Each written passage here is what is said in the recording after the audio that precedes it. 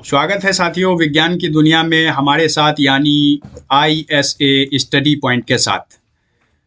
हम आज लाए हैं आपके लिए विज्ञान क्लास 12th का, वो क्लास 12th का विज्ञान जिससे आप बोर्ड एग्जाम में ज़्यादा से ज़्यादा नंबर हासिल कर सकते हैं। साथ ही साथ कोई भी कंपटीशन एग्जाम देश में, चाहे वो कितना बड़ा से बड़ा हो या छोटा हो, हर कंपटीशन एग्जाम में आपको काम आने वाला है। तो चलिए देखते हैं आगे क्या है।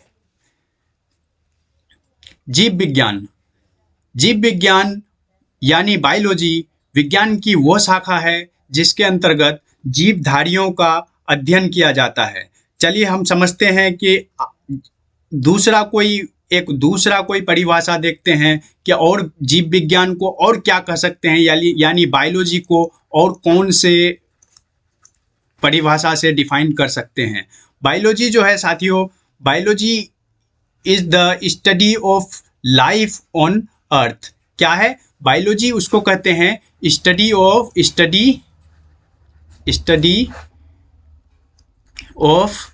लाइफ ऑन कहाँ? अर्थ। बायोलॉजी किसको कहते हैं? Study of life on earth, यानी जीवन का अध्ययन कहाँ पे? अर्थ में। अगर धरती के ऊपर किसी भी जीवन का अध्ययन किया जा रहा है, अगर धरती पे किसी भी जीवन का अध्ययन किया जा रहा है तो उसको क्या कहेंगे? बायोलॉजी। अगर हमें मान लीजिए एक सेकंड के लिए कि दूसरे किसी ग्रह मान के चलते हैं कि वो मार्स में या कहीं और दूसरे अदर प्लानेट में दूसरे किसी अदर प्लानेट में अगर कोई जीवन मिलता है दूसरे किसी प्लानेट में, तो उसको क्या कहेंगे? क्या बायोलॉजी कहेंगे? नहीं साथियों, उसको कहेंगे एक्सो बायोलॉजी।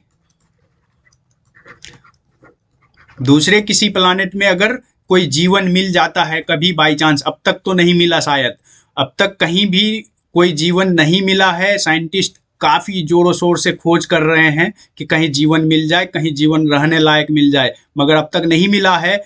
तो अब तक एक्सोबायोलॉजी नहीं है, इसीलिए हम लोग पूरी तरह से बायोलॉजी का स्टडी करते हैं और पूरी तरह से ये कॉमन शब्द है बायोलॉजी, जिसको जीव विज्ञान कहते हैं। बायोलॉजी शब्द का उपयोग जो है सबसे पहले लेमार्क नामक साइंटिस्ट ने किया था, लेमार्क नामक वैज्ञानिक ने तथा ट्रेविनस नामक ने वैज्ञानिक ने किया था। बायोलॉजी शब्द का इस्तेमाल सबसे पहले ये कब? 1801 ईस्वी में किया गया था। आगे देखते हैं साथियों, बायोलॉजी जो है इसको हम लोग दो शाखाओं में बांट सकते हैं। बायोलॉजी को दो अलग अलग शाखाओं में बांट सकते हैं। एक होता है जंतु विज्ञान और दूसरी शाखा इसकी है वनस्पति विज्ञान। जंतु विज्ञान को जूलॉजी कहते हैं, इसमें जीव जंतुओं का अध्ययन किया जाता है। वनस्पति विज्ञान को बोटनी कहते हैं और इसमें केवल पौधों का अध्ययन किया जाता है, प्लांट्स के बारे में जानते हैं। जंतु विज्ञान देख सकते हैं साथियों, आप इसमें देख सकते हैं, ये स्लाइड तैयार करने वालों ने कमाल का काम किया है। इसको लाल कलर का दिया है, इसको देखिए ये ग्रीन कलर का है। बोटनी जो होती है, वनस्पति विज्ञान यानी पौधों के बारे में जानेंगे। पौधों का कलर कैसा होता है साथियों? ग्रीन। प्लांट्स के बारे में इसमें अध्ययन की जाती है वनस्पति विज्ञान। यहाँ देखिए ह्यूमन, जंतु विज्ञान, ह्यूमन कैसा है? जंतु है, डॉग, एलिफेंट एटसेट्रा, डॉगीज, जो भी हो, सारे ये जो है तो जंतु है। जंतु के अंदर याद रखने का तरीका ये हो सकता है कि लाल कलर का हमने दिया है, खून होगा। जंतु विज्ञान का जनक अरस्तु को कहते हैं। अरस्तु जो है ये जो है 500 प्रकार के जंतुओं की व्याख्या की थी अपनी किताब में सबसे पहले, इसीलिए इसको जंतु विज्ञान का जनक कहा जाता है। इसके किताब का नाम हिस्टोरिया एनिमलिज्म था। दूसरा, वनस्पति विज्ञान का जनक थियोफ्रस्टेटस को कहा जाता है। थियोफ्रस्टेटस जो है, इन्होंने भी 500 प्रकार के पौधों का अध्ययन किया था और अपनी किताब हिस्टोरिया प्लांटेरम में पब्लिश की थी।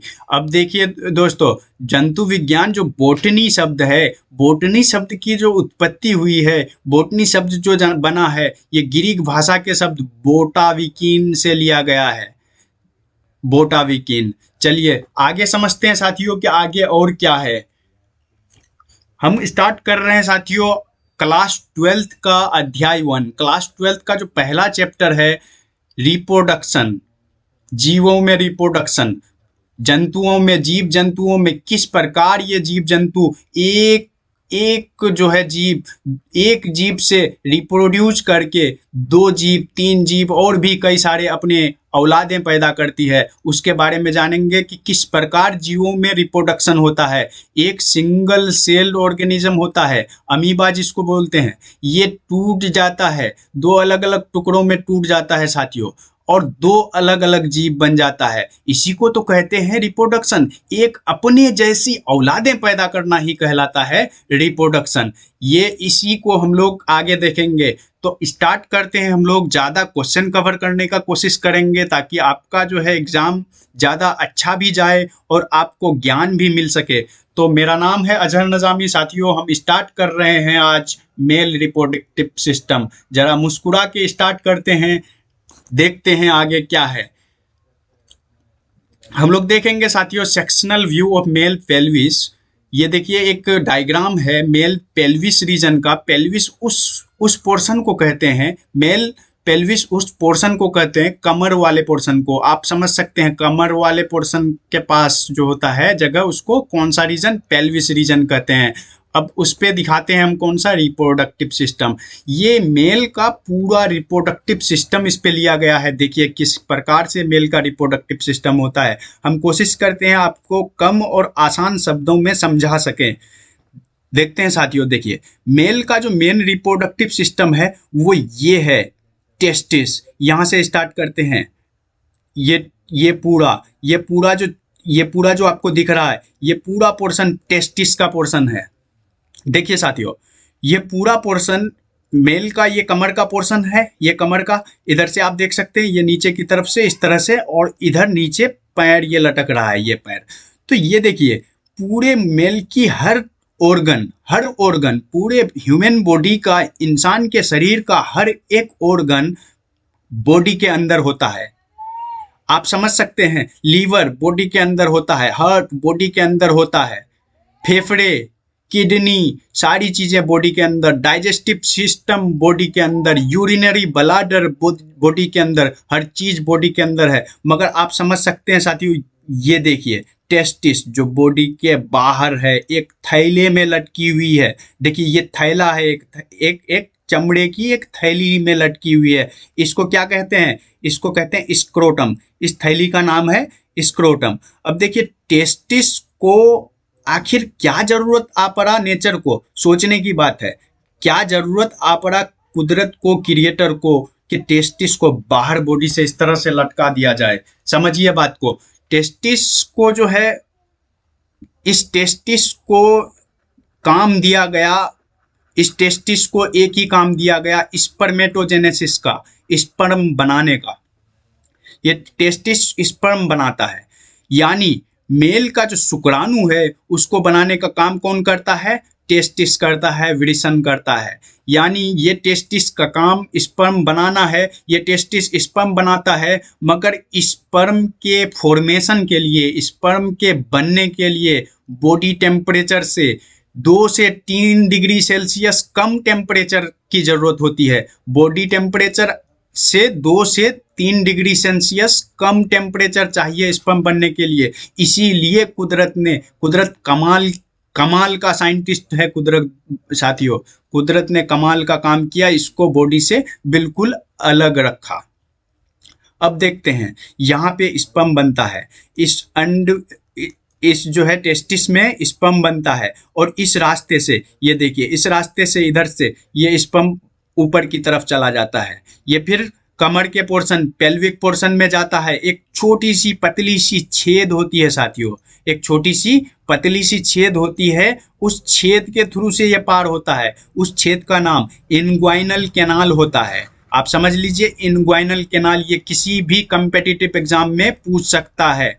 इनग्वाइनल कैनाल होता है उसका नाम, इनग्वाइनल कैनाल। इस इनग्वाइनल कैनाल के थ्रू से पाइप ऊपर की तरफ जाती है, और ये फिर पेट में यूरिनरी ब्लैडर को रैप करता हुआ इधर की तरफ आ रहा है। देखिए साथियों, यहाँ पे एक पतली पाइप है, ये देखिए ये पतली सी दिख रही है, मगर इधर की तरफ आप जैसे ही देखेंगे तो एक फूली हुई पोर्शन दिख रही है। इस फूली हुई पोर्शन का नाम होता है एम्पुला। इस फूली हुई पोर्शन का नाम एम्पुला। जब भी आपको किसी ट्यूब में ह्यूमन बॉडी में जब भी आपको कोई ट्यूब कहीं फूली हुई दिखे तो उसको बोलेंगे हम लोग क्या, एम्पुला। फूली हुई ट्यूब यानी एम्पुला, याद रहेगा साथियों। आगे देखते हैं, इस ट्यूब के थ्रू से यहाँ आता है कौन, स्पर्म। यहाँ तक पहुँचने के बाद देखिए इधर एक ये दिख रही होगी आपको ये डायग्राम। ये जो इमेज है ये सेमाइनल वेसाइकल का इमेज है। सेमाइनल वेसाइकल एक ग्रंथि है जो सेक्रेट करती है कुछ सेक्रेशन, जो मिलाए इस पे, किस पे, इधर से जो स्पर्म आ रही थी, यहाँ से जो स्पर्म बनी थी, इधर से जो आ रही थी, इस पे सेमाइनल वेसाइकल जो है अपने तरफ से थोड़ी सी लिक्विड, थोड़ी सी द्रव मिला देता है। उस द्रव का नाम हम लोग, उस द्रव को क्या कहते हैं हम लोग, सेमाइनल वेसाइकल फ्लूइड कहते हैं। ये दोनों, ये स्पर्म इधर से आई और इधर से सेमाइनल वेसाइकल की फ्लूइड आई, ये दोनों मिक्स होते हुए साथियों इधर से आती है। और ये देखिए ये एक स्ट्रक्चर दिख रहा होगा, इस ग्लैंड का नाम होता है प्रोस्टेट ग्लैंड। ये prostate gland human reproductive system का सबसे बड़ा ग्लैंड होता है। ये दोनों फ्लूइड मिक्स होकर आई प्रोस्टेट ग्लैंड के पास, और प्रोस्टेट ग्लैंड ने भी अपना काम किया। कोई भी ग्लैंड जो होता है वो क्या करता है, वो कुछ ना कुछ अपना सेक्रेशन देता है। प्रोस्टेट ग्लैंड ने भी अपना सेक्रेशन दिया, इधर से सेमाइनल वेसाइकल का सेक्रेशन, इधर से प्रोस्टेट ग्लैंड का सेक्रेशन, ये दोनों मिक्स होता हुआ यहाँ आया। यहाँ पे आप देख सकते हैं दो छोटा छोटा ग्लैंड, एक इधर से और एक पीछे की तरफ से, दो छोटा छोटा ग्लैंड है यहाँ पे। ये दोनों ग्लैंड का नाम बल्बोयूरेथ्रल ग्लैंड। ये बल्बोयूरेथ्रल ग्लैंड क्या करता है, देखिए बल्बोयूरेथ्रल ग्लैंड एक अपना सेक्रेशन प्रोड्यूस करता है जो चिपचिपा सा होता है, जो बिल्कुल म्यूकस टाइप होता है, जो पेनिस को बिल्कुल चिपचिपा बनाता है। और फिर तीनों का सेक्रेशन इस तरह से होते हुए यूरेथ्रा के थ्रू से, यूरेथ्रा के रास्ते से बाहर की तरफ आ जाता है और फिर इजाकुलेशन हो जाता है। देखिए साथियों, ये पेनिस का इमेज है। ये जो इमेज है पेनिस का इमेज है, ये इधर की तरफ से होते हुए इसकी कवरिंग देखिए, पेनिस की ये वाली पोर्शन कवरिंग है। इस कवरिंग का नाम फोर स्किन कहते हैं इसको। इस कवरिंग को क्या कहते हैं, फोर स्किन। फोर मतलब बाहरी, स्किन मतलब चमड़ा, बाहरी चमड़ा, यानी ये पेनिस को रैप करते हुए बाहर की तरफ से चमड़ा होता है। ये वाली पोर्शन काफ़ी सेंसिटिव पोर्शन होता है साथियों। ये वाला पोर्शन काफ़ी सेंसिटिव जोन होता है, इसको कहते हैं ग्लांस पेनिस। तो देखते हैं और आगे, ओवम का जो साइज होता है साथियों 4 से 5 सेंटीमीटर का होता है लेंथ इसका। ओवम का ओवल शेप्ड होता है टेस्टिस, और टेस्टिस का जो लेंथ होता है वो 4 से 5 सेंटीमीटर का होता है, और इसकी विड्थ जो होती है 2 से 3 सेंटीमीटर की होती है। चलिए फिर साथियों आगे देखते हैं, हम लोग कुछ सवाल लेते हैं।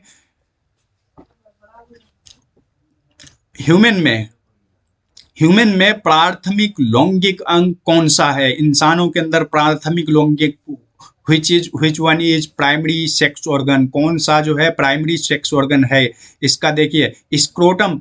क्या स्क्रोटम प्राइमरी सेक्स ऑर्गन है? नहीं, स्क्रोटम तो वो वाली बैग थी, वो वाली पैकेट थी जिसमें टेस्टिस रहता है, यानी पेनिस प्राइमरी सेक्स ऑर्गन नहीं है। जो बनाता है, यानी बनाता कौन है साथियों? टेस्टिस बनाता है, यानी टेस्टिस जो है प्राइमरी सेक्स ऑर्गन है। टेस्टिस का हिंदी विरिसन जो है प्राइमरी सेक्स ऑर्गन है साथियों। देखते हैं अगला, द्वितीय लैंगिक अंग सेकेंडरी सेक्स ऑर्गन कौन सा है? इनमें से कौन सा द्वितीय लैंगिक अंग है, सेकेंडरी सेक्स ऑर्गन है? टेस्टिस कौन सा? टेस्टिस क्या है? प्राइमरी है। अच्छा, ओवरी जो है फीमेल में प्राइमरी सेक्स ऑर्गन है। फीमेल का प्राइमरी सेक्स ऑर्गन, महिलाओं का प्राइमरी सेक्स ऑर्गन क्या है? ओवरी है।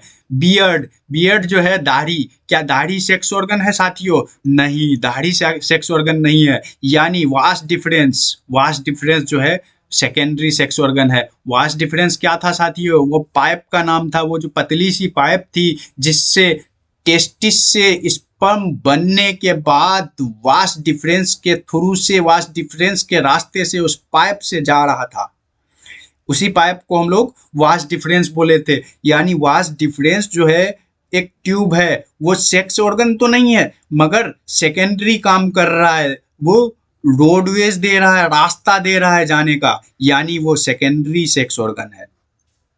ठीक है साथियों, अगला देखते हैं हम लोग क्वेश्चन। सीमेन में कौन सा अम्ल पाया जाता है? सीमेन में कौन सा अम्ल पाया जाता है? देखिए, citric acid, malic acid, ऑक्जेलो acetic acid या सक्सिनिक एसिड। तो सीमेन जो है हल्का सा एसिडिक माध्यम होता है सीमेन में, और ये इस पे साइट्रिक एसिड पाया जाता है साथियों। साइट्रिक एसिड इसका सही जवाब है। आगे देखते हैं, वास्ट डिफरेंस किसके लिए काटा जाता है?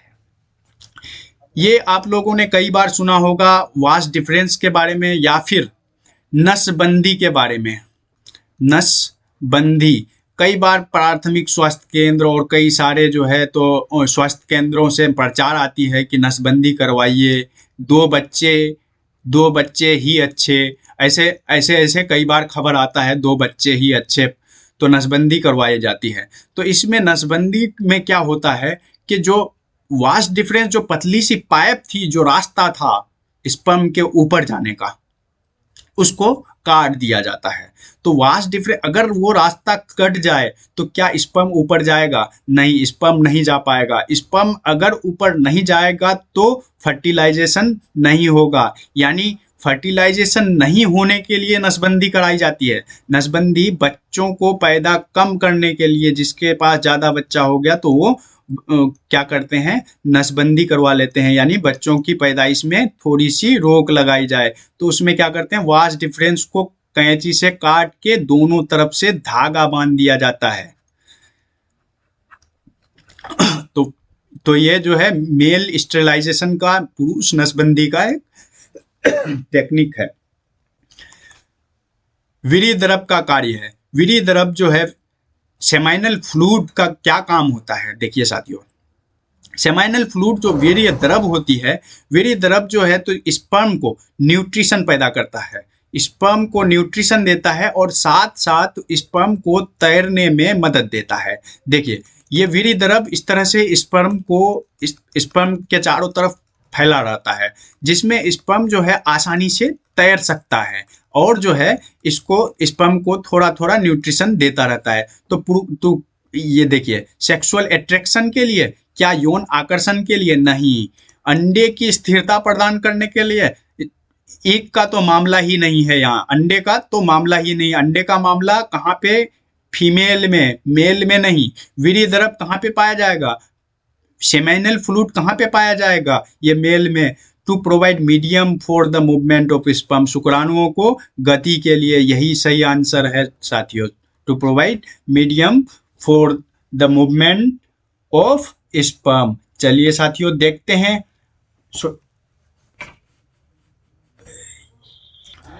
तो साथियों, कैसा लगा आज का ये वीडियो? अगर अच्छा लगा हो तो आप लोग कमेंट करके बताएं, साथ साथ चैनल को सब्सक्राइब कर दें और लाइक कर दें।